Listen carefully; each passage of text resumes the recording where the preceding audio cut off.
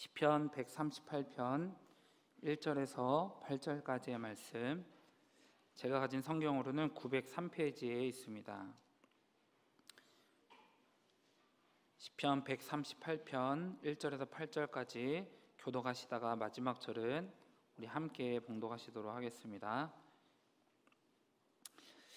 내가 전심으로 주께 감사하며 신들 앞에서 주께 찬송하리이다. 내가 주의 성전을 향하여 예배하며 주의 인자하심과 성실하심으로 말미암아 주의 이름에 감사하오리니 이는 주께서 주의 말씀을 주의 모든 이름보다 높게 하셨습니다. 내가 간구하는 날에 주께서 응답하시고 내 영혼에 힘을 주어 나를 강하게 하셨나이다. 여호와여, 세상의 모든 왕들이 주께 감사할 것은 그들이 주의 입의 말씀을 들음이오며 그들이 여호와의 도를 노래할 것은 여호와의 영광이 크심이니이다. 여호와께서는 높이 계셔도 낮은 자를 굽어 살피시며 멀리서도 교만한 자를 아심이니이다. 내가 환난 중에 다닐지라도 주께서 나를 살아나게 하시고 주의 손을 펴사 내 원수들의 분노를 막으시며 주의 오른손이 나를 구원하시리이다. 함께 읽겠습니다. 여호와께서 나를 위하여 보상해 주시리이다. 여호와여, 주의 인자하심이 영원하오니 주의 손으로 지으신 것을 버리지 마옵소서. 아멘. 네, 우리 기도를 회복합시다라는 제목으로 우리 함께 말씀을 나누도록 하겠습니다. 저는 가끔 제가 컴퓨터 수리공이 아닌지 생각해 볼 때가 있습니다. 왜냐하면 컴퓨터가 잘 안 되거나 프로그램에 문제가 있을 때마다 제 이름이 불릴 때가 많기 때문에 그렇습니다. 그렇게 컴퓨터가 안 되거나 기계가 안 된다고 해서 제가 기계 앞에 서기만 하면 이상하게도 기계가 잘 작동이 됩니다. 네, 참 재밌는 현상입니다. 아무런 문제가 나타나지 않는 것이죠. 그러다가 다시 제가 사라지고 나면 다시 작동하지 않을 때가 있습니다. 기계도 사람을 알아보는 것 같습니다. 이런 일들이 일어날 때가 이제 우리의 삶 가운데 많은 것이죠. 아마 이런 경험이 있으신 분들이 있을 거라 생각이 듭니다. 그렇게 계속 불려다니다 보면요, 가끔씩은 너무 피곤할 때가 있습니다. 그럴 때마다 이제 농담으로 한마디씩 제가 건넬 때가 있어요. 기도해 보셨어요? 네. 목사님, 이게 안 돼요. 그럼 제가 또 뭐라 그러겠습니까? 네, 기도해 보셨어요? 이건 그냥 제가 농담으로 하는 것이지만 실제 우리의 삶을 보게 될 때요, 마치 기계가 망가져서 잘 작동하지 않는 것처럼 우리의 신앙생활이 정상적으로 작동하지 않음을 감지할 때가 있죠. 지금 기도가 필요하다는 것을 알고 있는데 계속해서 기도하는 것을 미룹니다.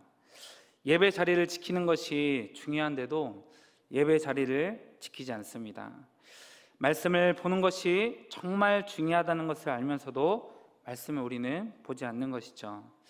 그래서 결국 하나님이 공급하시는 힘을 받지 못하고 성령 충만하지 못하고 영혼은 피폐해져서 내 영혼은 망가진 것처럼 지내고 있음에도 불구하고 나는 그냥 그렇게 살 수밖에 없다, 나는 어쩔 수 없다, 그렇게 여기면서 살아갈 때가 우리는 너무나도 많은 것이죠.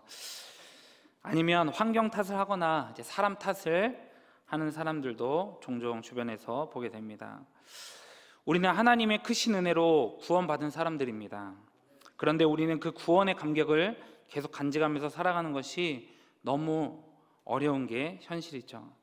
이것은 아마도 한두 사람의 문제가 아니라 우리 모두가 가지고 있는 문제일 것입니다. 물론 지금 우리 중에는 그렇지 않은 분들도 있을 수 있습니다. 주일에 예배를 드리고 말씀을 드릴 때마다, 찬양을 드리고 기도할 때마다 구원의 은혜와 그 감격이 우리들의 마음을 파고들어와서 감동하며 감사함으로 나아가고 계신 분들도 있을 것입니다. 그렇다고 한다면 정말 감사한 일인 것이죠. 그러나 그런 사람들도 그러다가도 어느 시점이 지나게 되면요, 시간이 계속해서 지나고 나면 마치 기계가 주기적으로 고장나는 것처럼 믿음이 약해지는 시기가 찾아온다는 것입니다. 이것은 성경에 있는 수많은 인물들도 마찬가지인 것이죠. 모세도 바울도, 그리고 우리가 계속해서 설교를 들어왔던 욥도, 그랬다는 것을 우리는 아는 것입니다. 누구나 다 완벽한 신앙생활을 한다는 것은 불가능한 일이라 볼 수가 있는 것이죠. 그러니 우리는 인생의 이런 과정들을 보면서요, 인간이 얼마나 연약한 존재인지를 알 수가 있는 것입니다. 그래서 하나님은 이런 연약한 존재를 위해 주신 무기가 하나 있습니다. 그것이 바로 무엇일까요? 네, 기도입니다. 한번 따라해 보겠습니다. 기도는 하나님이 주신 선물입니다. 왜 그렇습니까? 하나님은 기도를 통해서 우리에게 다가와 주시고 우리 영혼에 힘을 주시는 분이신 줄로 믿습니다. 우리 말씀 3절을 다 함께 읽어보도록 하겠습니다. 3절의 말씀 같이 한번 읽어보겠습니다. 시작. 내가 간구하는 날에 주께서 응답하시고 내 영혼에 힘을 주어 나를 강하게 하셨나이다. 아멘. 다윗은 지금 간구하는 날에 주께서 응답하셨다 말합니다. 간구한다라는 게 무엇입니까?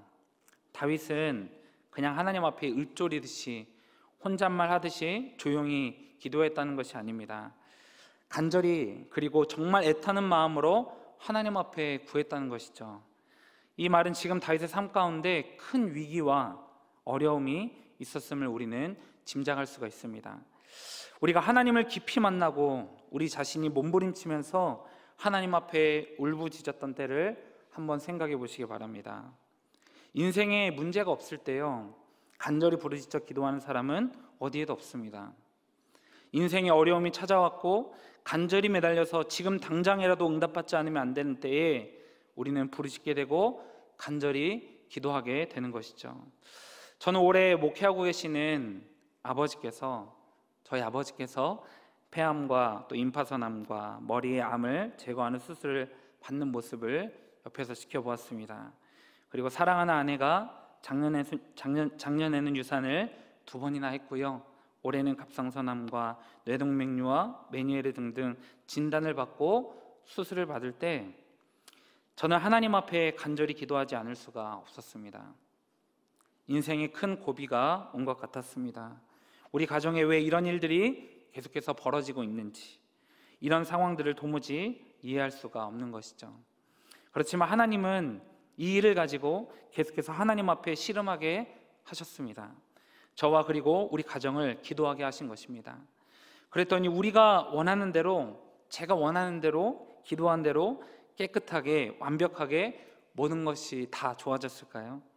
아닙니다. 그렇지 않습니다. 이제 아버지는 항암 치료받는 횟수가 끝났지만 내년에 경과를 더 지켜봐야 됩니다. 아내도 계속해서 추적해서 검사해야 되는 일들이 남아 있습니다. 그럼에도 불구하고 저는 이 일을 통해서 하나님 앞에 응답받은 것이 하나 있습니다. 하나님은 살아계시다는 것입니다. 하나님은 기도하는 시간을 통해서, 하나님 앞에 부르짖어 나가는 시간을 통해서 저의 마음과 정신이 오직 하나님만을 바라볼 수 있도록 만드시는 과정임을 깨닫게 하셨습니다. 지금 닥친 상황이 해결되느냐 안 되느냐, 치료가 되느냐 안 되느냐, 돈이 있느냐 없느냐, 그것보다도요, 내가 이 땅에 여전히 소망을 두고 살아가고 있는지, 아니면 정말 하늘에 대한 소망만을 바라보며 살아가고 있는 자인지, 그것을 더 분명하고 선명하게 만드시기 위한 하나님의 작업이었음을 응답받는 시간이었던 것입니다. 하나님은 어려운 순간들이 닥칠 때마다 갈대처럼 흔들리는 저의 모습들을 보게 하셨습니다. 말로는, 찬양으로는 하나님을 신뢰합니다. 얼마나 그런 이야기들을 많이 합니까? 하나님을 믿는다 하지만 이런 사건들을 통해서 하나님을 정말 신뢰하고 있는지, 하나님을 전적으로 따르고 있는지를 보게 하신다는 것이죠. 그리고 오직 날 구원하신 예수님만을 의지하는 자로, 예수님만을 바라보는 자로 만드신다는 것입니다. 그랬더니 자연스럽게 따라오는 것이 무엇입니까? 내 영혼이 강건해지는 것입니다. 나를 더 강하게 세우시는 주님을 경험하게 되는 것이죠. 저희 가정이나 아버지를 보면서 흔들리는 것이 아니고요, 주님이 함께하고 계시기 때문에, 주님 위에 살아가고 있기 때문에 내 인생을 책임져 주실 하나님에 대한 그 믿음이 저를 지배하기 시작하는 것입니다. 오늘 시편의 다윗도 이런 하나님을 경험한 것입니다.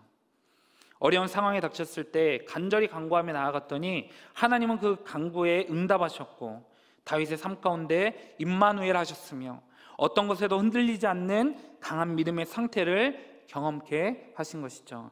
우선 말씀을 보면서 그가 무엇에 감사하면서 어떤 고백을 하고 있는지 우리 말씀을 자세하게 살펴보도록 하겠습니다. 우리 1절의 말씀입니다. 우리 1절 한번 같이 봉독하겠습니다. 시작. 내가 전심으로 주께 감사하며 신들 앞에서 주께 찬송하리이다. 아멘. 다윗은 지금 전심으로 감사합니다. 온 마음으로 찬양한다 볼 수가 있는 것이죠. 우리 성도님들은 하나님께 찬양 드릴 때 전심으로 찬양 드려 보신 적이 있으십니까? 저는 있을까요, 없을까요? 네, 없다 하시면 안 됩니다. 저는 항상 전심으로 찬양합니다. 네, 전심으로 찬양할 때를 한번 떠올려 보시겠습니까? 내가 온 마음으로 하나님을 찬양하고 있는 모습, 앞에 악기가 화려하지 않아도요, 인도하는 사람이 멋지게 인도하지 않아도 괜찮습니다. 찬양의 한 소절 한 소절이 내 고백같이 느껴지고 손을 들어 찬양할 때 하나님만이 내 찬양을 기쁘게 받고 계심을 느끼는 것, 내 온 마음이 하나님께로 집중되어서 하나님께로만 나아가고 있음을 느끼는 것, 그 상태가 전심으로 감사하고 있는 상태인 것이죠. 저와 우리 성도님들의 삶의 모습이 전심으로 감사하며 찬양하는 모습이 될 수 있기를 소망합니다. 그리고 다윗은 신들 앞에서 주께 찬송한다 말합니다. 여기서 말하고 있는 신들이 우상을 말하는 것인지 조금 아리송합니다. 우상들 앞에서 하나님께 감사한다? 해석이 조금 어렵습니다. 다른 번역본들을 보면 여기 나오는 신들을 천사라고 번역한 곳도 있고요, 세상의 왕들 앞에서라고 번역한 곳도 있습니다. 그러나 문맥상에서 볼 때 그냥 이방 신들 앞에서라고 보는 게 가장 자연스럽습니다. 하나님께서 다윗의 기도에 응답하셔서 구원을 베푸셨고 이방의 신들은 속수무책되었기에 다윗은 하나님께 전심으로 감사하고 있는 것입니다. 그러면서 우리 2절의 말씀을 함께 한번 더 읽어보도록 하겠습니다. 시작.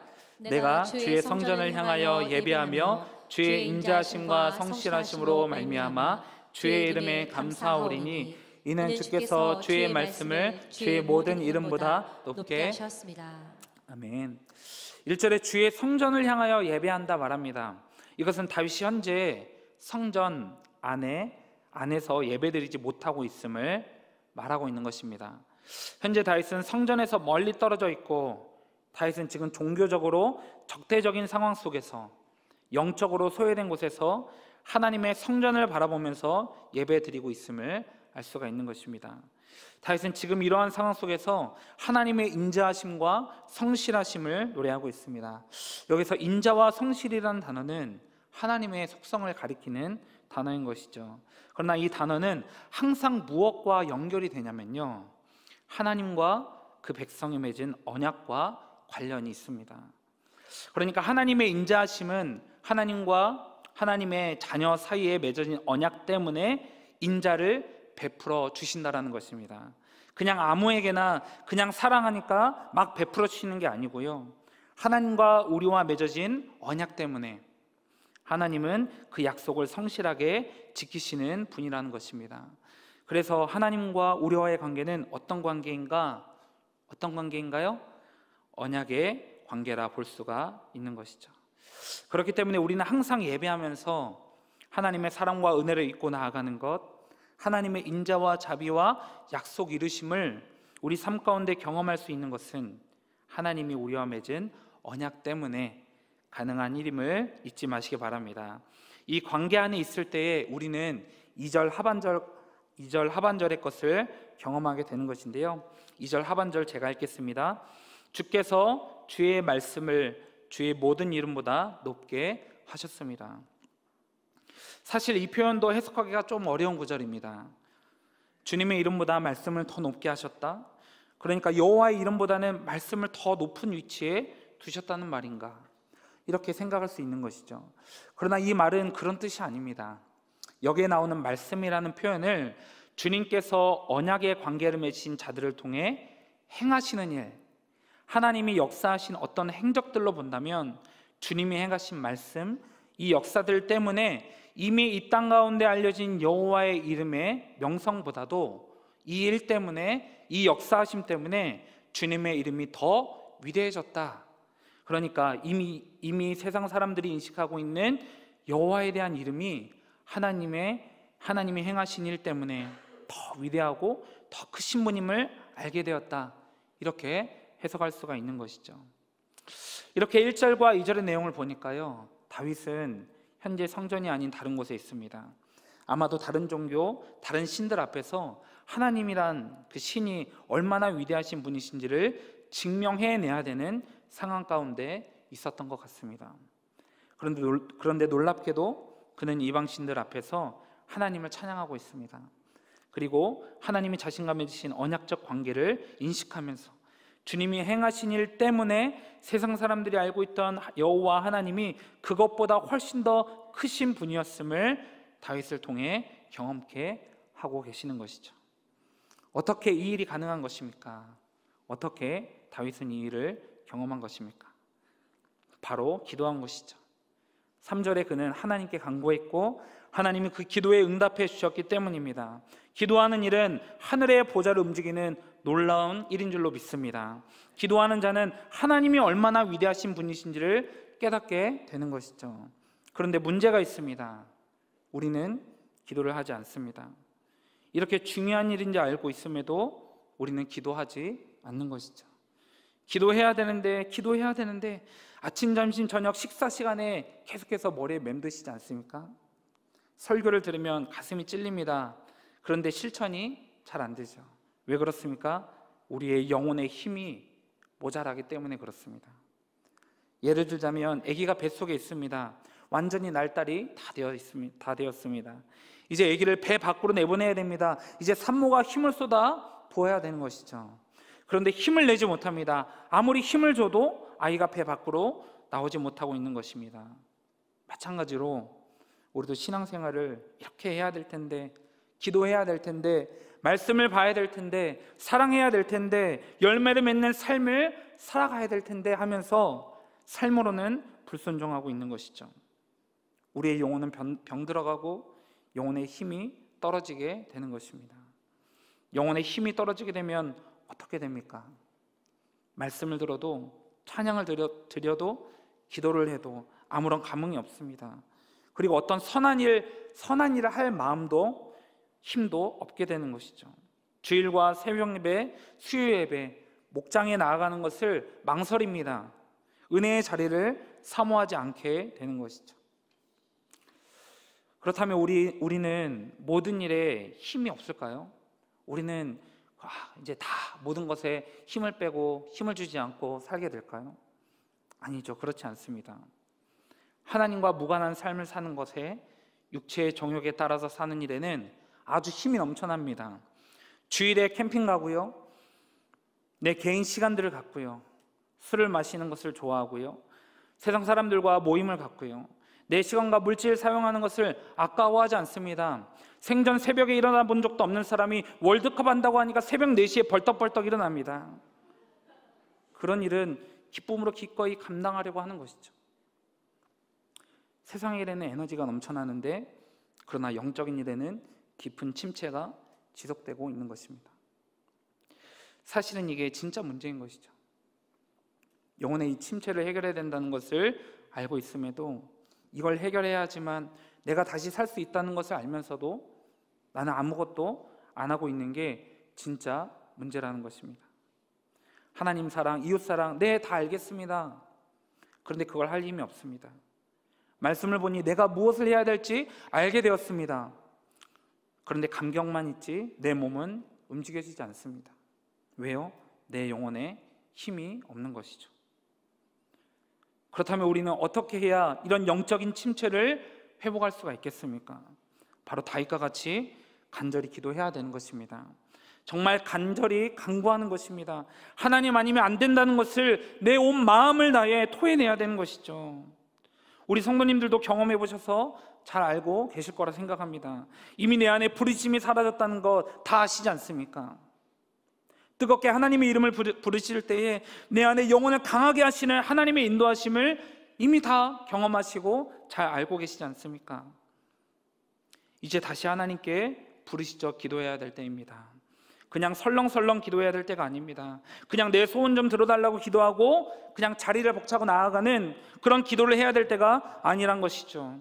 우리가 기도해야 될 것은 하나님, 내 신앙이 계속해서 뒷걸음치고 있습니다. 하나님, 기도가 하나도 되지 않습니다. 하나님의 말씀이 내 심령 가운데 새겨지지 않습니다. 하나님과 소통하며 하나님의 인도하심을 늘 느끼며 살고 싶은데, 예수로 충만해지고 싶은데, 어떠한 상황 속에서도 주님의 이름을 찾고 부르시며 살고 싶은데 지금 내 모습이 그러하지 못합니다. 주님, 나를 살려 주시옵소서. 다시 나를 회복시켜 주시옵소서. 여러분, 이런 것들을 간구하셔야 되는 것이죠. 하나님 앞에 마음을 짜내듯이 기도하는 그 기도의 모습을 회복해야 된다는 것입니다. 다윗의 기도는 그런 간구였음을 우리는 기억해야 되는 것이죠. 여러분, 힘을 줬다는 게 다윗이 골리앗처럼 세졌다는 것을 말하는 것일까요? 그렇지 않습니다. 자신의 어려운 상황 속에서 하나님을 또렷하게 흔들림 없이 바라볼 수 있는 영혼의 강함을 얻었다는 것입니다. 하나님은 우리가 이러한 상태로 세워지기를 바라고 계십니다. 이제 우리 열방교회는요, 소그룹을 더 강화하고 더 회복해야 될 때입니다. 담임 목사님의 말씀을 통해 들으셨겠지만 소그룹이 살아야 교회가 건강할 수가 있습니다. 코로나 때 대그룹 중심으로 움직였던 교회는요, 지금 회복하기가 너무나도 어렵습니다. 모이자에도 잘 모이지 않습니다. 그러다 보니 자연스럽게 예배드리는 인원이 줄어들고 있는 것이죠. 그러나 코로나를 보냈음에도 불구하고 소그룹이 살아있던 교회는요, 어떤 타격에도 끄떡없이 계속해서 공동체를 잘 유지하고 있음을 우리는 볼 수가 있는 것입니다. 소그룹이 살아있다는 것은 무엇을 뜻하는 것일까요? 목자와 목원들이 영적으로 살아있었다는 것입니다. 그 목장은 하나님의 일하심을 계속해서 경험하고 있었다는 것이죠. 그렇다면 어떻게 그들은 계속해서 그것을 경험했겠습니까? 다른 것이 아닙니다. 기도한 것입니다. 모여서 간절히 기도한 것이죠.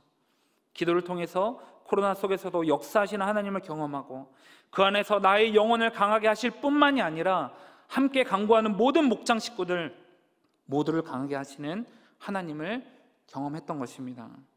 그러니 소그룹이 무너질 수가 없던 것이죠. 살아계신 하나님의 역사하심을 계속적으로 경험하고 있는데, 우리의 영혼이 성령 하나님으로 채워지고 있음을 경험하고 있는데 어떻게 그 자리를 내가 포기하겠습니까? 어떻게 그 모임에 나가지 않을 수가 있겠습니까? 그 일의 시작이 무엇입니까? 기도하는 것입니다. 간구하는 기도를 회복하는 것입니다. 우리 함께 따라해 보겠습니다. 간구하는 기도를 회복하라. 우리 한 번 더 해볼까요? 간구하는 기도를 회복하라. 네, 여기서 말하는 기도의 회복은 내 기도만 실컷하고 가는 기도를 말하는 게 아닙니다. 내 개인의 기도 제목을 넘어서서 내 삶에 하나님의 말씀이 가득 채워지기를, 내 안에 예수로 가득 채워지기를, 그래서 하나님이 내 삶에 무엇을 원하시는지를 알고 내 힘이 아닌 주님 주시는 힘으로 살아낼 수 있도록 간절히 기도하는 것을 말하는 것입니다. 이 기도가 다시 우리들의 삶 가운데 회복되어야 되는 것이죠. 그럴 때 우리는 성령 하나님의 역사하심을 통해서요, 우리의 신앙생활에 있어서 불필요한 불순물들과 노폐물들이 빠지게 되고 순수한 영혼의 상태로 하나님을 바라보게 되는 것입니다. 하나님은 그런 우리의 영혼을 강하게 하심을 또한 경험케 되는 것이죠. 하나님은 우리의 삶을 통해 영광 받으시는 분이십니다. 하나님은 다윗의 기도를 통해 이방 신들 앞에서 하나님이 얼마나 위대하신 분이신지를 경험케 하십니다. 마찬가지로 하나님은 저와 우리 성도님들의 삶을 통해서 영광 받기를 원하십니다. 그리고 그런 기도의 제목을 가지고 간절히 기도하게 될 때요, 하나님은 우리가 그런 삶을 살아갈 수 있도록 힘을 주시는 분이십니다. 이 자리에 우리 목자분들이 많이 와 계십니다. 하나님이 우리 사랑하는 성도님들을 목자로 임명해 주신 이유가 무엇일까요? 우리의 간절한 간구를 통해서 우리 목장 안에 말씀으로 삶을 나누는 것이 살아나고, 기도가 살아나고, 서로 사랑하며 하나님 역사하심을 경험하는 일들을 통해서 하나님의 영광 받도록 하기 위함이 아니겠습니까? 이것이 무엇을 통해 가능한 것입니까? 기도하는 일을 통해 가능하다는 것입니다. 그것도 그냥 기도가 아니라 간절히 매달리는 기도를 통해서 가능하다는 것이죠. 우리가 하나님 앞에 그런 기도를 드릴 때 하나님은 우리의 영혼을 강하게 만드십니다. 사랑으로 가득 차게 해서 누구라도 사랑할 수 있도록 확신을 갖게 만들어 가주시는 것이죠. 그것은 남이 해주는 것이 아닙니다. 내 자신이 하나님 앞에 기도해야겠다라는 뜻을 세우고, 그리고 자신을 채찍질하며 매달릴 때 하나님이 내 안에 있는 힘으로 하게 해주시는 것이 아니고요, 그런 사람의 마음과 중심을 사용하셔서 은혜를 부어주시고 맡기신 것 감당할 수 있도록 힘을 허락해 주시는 것입니다. 뭐 할 때요? 매달릴 때 힘을 주시는 것이죠. 우리가 오해해서는 안 됩니다. 나에게 주시는 힘은 내 힘이 아닙니다. 주님이 한 번 주시면 영원히 내 힘이 되는 그러한 것이 아닙니다. 무엇이든지 간에 내 것이 될 때에 그것은 불완전해지는 것이죠. 왜냐하면 내가 불완전한 존재이기 때문에 그렇습니다. 우리에게 힘은 주님 자체인 줄로 믿습니다. 주님이 내 안에 계셔야 우리는 늘 승리할 수 있는 것이죠. 그렇기 때문에 우리의 힘 자체이신 주님이 늘 내 안에 계심을 느낄 수 있도록 간구하는 일을 우리는 끊임없이 해야 된다는 것입니다. 다윗은 기도를 통해 영혼에 힘이 생겼고 강해졌습니다. 하나님의 말씀이 경험되어지는 삶을 누리고 있는 상태인 것이죠. 그런 그가 4절과 5절에 무엇을 이야기하고 있는지 우리 한번 살펴보도록 하겠습니다. 4절과 5절입니다. 같이 읽겠습니다. 시작. 여호와여, 세상의 모든 왕들이 주께 감사할 것은 그들이 주의 입의 말씀을 들음이오며 그들이 여호와의 도를 노래할 것은 여호와의 영광이 크심이니이다. 아멘. 지금 다윗의 고백을 보니까요, 앞에 1절과 3절에서는 다윗만이 하나님께 감사하고 하나님을 찬양하고 있었다면, 이제 그 감사가 하나님을 알지 못하던 세상 모든 왕들의 감사로 확장되고 있음을 우리는 보게 됩니다. 얼마 전까지만 해도 우리가 다니엘서를 새벽에 계속해서 봤습니다. 다니엘에 보면 바벨론의 느부갓네살 왕이 등장합니다. 이 왕은 이스라엘을 멸망시킨 왕이죠. 고대 때 한 나라가 멸망했다는 것은요, 그냥 나라만 없어졌다는 것이 아니라 나라가 없어진 그 의미 안에는 그 나라가 섬기는 신도 없어졌다, 졌다는 이야기가 포함되는 것입니다. 당시 바벨론 왕 입장에서는요, 바벨론이 섬기는 신이 여호와라는 신을 이겼다라고 생각한 것이죠. 그런데 다니엘 4장 34절에 보면요, PPT가 없습니다. 놀라운 고백이 왕의 입술을 통해 나오게 됩니다. 제가 읽겠습니다. 내가 지극히 높으신 이에게 감사하며 영생하시는 이를 찬양하고 경배하였나니 그 권세는 영원한 권세요 그 나라를 대대에 이르리로다. 아멘. 이게 참 재미있는 부분인 것 같습니다. 이스라엘은 졌고요, 포로로 잡혀갔고요, 성전은 무너졌습니다. 이 모든 게 하나님의 패배로 보이는 것이죠. 그런데 바벨론 왕이 고백하기를 야훼 하나님이 하늘의 하나님이고 온 우주를 다스리시는 권세를 가지고 있다, 노래하고 있다는 것입니다. 또 그 뒤에 나오는 왕 다리오 왕도요, 하나님 앞에서 떨면서 이렇게 말합니다. 그는 살아계시는 하나님이시오 영원히 변하지 않으시리시며. 다른 나라의 다른 신을 섬기는 왕들이요, 지금 이런 고백을 하고 있다는 것입니다. 결국 역사의 주관자 되시는 하나님은 다니엘과 그의 친구들을 통해서 자신이 섬기는 신이 진짜 신이 아니라 여호와 하나님만이 유일하신 신임을 고백하게 만든다라는 것입니다.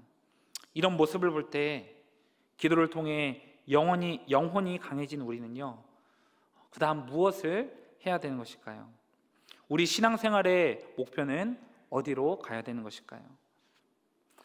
하나님은 우리에게만 역사하시는 분이야, 우리만 그 일을 경험하면 돼, 우리만 좋으면 돼, 이렇게 끝나버리면 안 되는 것이죠.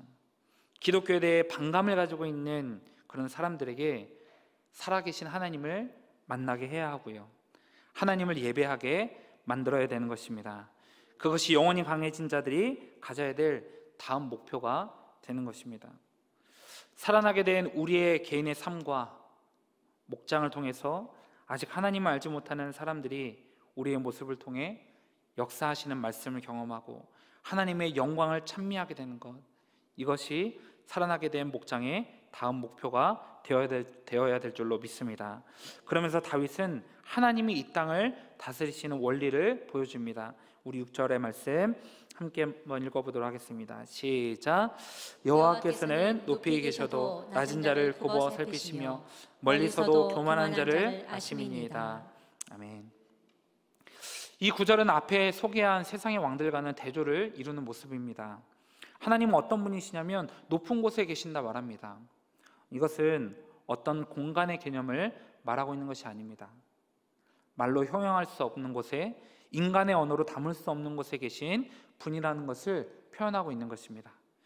그리고 그분은 동시에 낮은 자를 굽어 살피시는 분이라 말하고 있는 것이죠.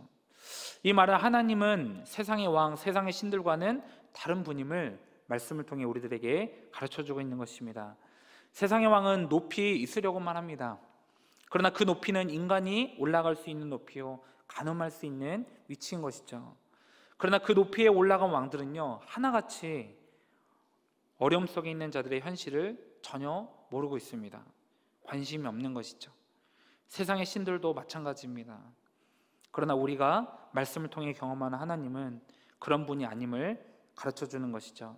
인간으로서는 가늠할 수 없는 곳에 계신 분이시지만 동시에 낮은 자들을 살피시는 하나님이 저와 우리 성도님들의 하나님이 되시는 것입니다. 애굽에서 종살이하던 자들의 신음소리를 들으시고 그들을 구원하시는 하나님이 바로 우리 하나님이신 것이죠. 그리고 거기에서 끝이 아니라 하나님은 교만한 자들, 악한 악인들을 안다 말합니다. 이것은 그들 가운데 심판이 있을 것임을 암시하고 있는 것이죠. 그러나 7절과 8절에 있는 말씀을 보게 될 때요, 다윗은 여전히 사망의 음침한 골짜기를 걷고 있는 모습처럼 보입니다. 주님의 구원을 경험하였고요, 영혼의 힘 주심을 경험했지만 원수들의 공격이 그의 삶 가운데 멈추지 않는 것이죠. 이러한 모습을 볼 때 우리도 기도한다고 해서 모든 상황에서 벗어나게 되고 다 좋아지는 것이 아닌 것을 알 수가 있는 것입니다. 물론 하나님이 허락하실 때에 모든 것들이 형통케 되는 은혜를 경험하게 될지도 모릅니다. 그러나 우리의 연약함 때문에 우리는 또 넘어지게 됨을 경험할 수밖에 없게 되는 것이죠. 하지만 오늘 다윗의 마지막 고백을 보시기 바랍니다. 우리 8절의 마지막 고백 한번 읽어보도록 하겠습니다. 시작. 여호와께서 나를 위하여 보상해 주시리이다. 여호와여, 주의 인자하심이 영원하오니 주의 손으로 지으신 것을 버리지 마옵소서. 아멘. 주의 손으로 지으신 것을 버리지 말아달라. 끝까지 지금 간청하고 있는 다윗의 모습을 한번 보시기 바랍니다. 그는 끝까지 하나님을 향해 기도하고 있는 것이죠. 바로 그 앞에서는요, 하나님께 간구했더니 하나님이 그 기도에 응답하셔서 영혼의 힘 주심을 경험했습니다. 그러나 얼마 지나지 않아 또 힘든 순간들을 보내고 있는 것 같습니다. 그러나 다윗은 무엇을 하고 있습니까? 다윗은 그런 상황 가운데 무엇을 하고 있습니까? 기도하고 있다는 것입니다. 저는 이런 다윗의 모습이 저와 우리 성도님들의 모습이 될 수 있기를 바랍니다. 다윗의 이 시편을 보게 될 때요, 하나님은 간절히 구하는 자를 통해서 개인적인 삶을 회복시켜 주실 뿐만이 아니라 이방 신들 앞에서 하나님의 말씀을 통해 일하심을 경험케 하십니다. 그리고 하나님을 모르는 자들에게 하나님이 어떠한 분이신지 그들로 하여금 알게 하시는 놀라운 모습들을 보게 하시는 것이죠. 그러나 다윗의 삶에 또 어려움이 찾아왔습니다. 그러나 하나님은 그로 하여금 다시 간구하게 하셔서 다시 새 힘 주실 것임을 그의 기도하는 모습을 통해 우리들에게 보여주고 계시는 것이죠. 다윗은 기도하고 또 기도했습니다. 저는 이러한 모습들이 우리 열방교회 안에 일어날 수 있기를 간절히 소망합니다. 간구하는 기도를 통해 내가 살아나고 우리 목장이 살아나고요, 가정이 살아나고 교회와 이 지역이 사는 놀라운 성령의 역사가, 그 은혜가 경험될 수 있기를 소망합니다. 그러기 위해서는 우리가 먼저 해야 될 일이 무엇입니까? 기도를 회복하는 것입니다. 기도는 하나님의 선물입니다. 기도는 하늘의 보좌를 움직이게 합니다. 간절히 간구하는 자에게 하나님은 영혼의 힘을 주시고 강하게 만들어 주십니다. 그렇기 때문에 기도하셔야 되는 것이죠. 기도 없이 하는 일은 아주 잠시 뭔가 된다 생각될지도 모릅니다. 그러나 시간이 지나고 나면 다 무너지게 되어지는 것이죠. 그렇지만 우리의 영혼에 힘을 주시고 강하게 하시는 기도를 멈추지 마시기를 바랍니다. 오늘 내 영혼에 힘을 주실 때까지 우리가 다시 우리의 막혀있는 그 기도의 부분들을 우리가 간절히 하나님 앞에 간구함을 통하여서 다시 하나님과의 관계가 회복되어지고 하나님의 뜻을 알아서 그것을 기도의 제목으로 삼고 나아가게 될 때에 우리의 마음 가운데 우리의 영혼을 세우시며 강하게 하시는 그 모습을 통하여서 하나님의 영광을 드러내는데 우리의 삶이 쓰임받아 나아가게 되어지는 우리 열방의 모든 성도님들의 삶이 될 수 있기를 주님의 이름으로 축복합니다.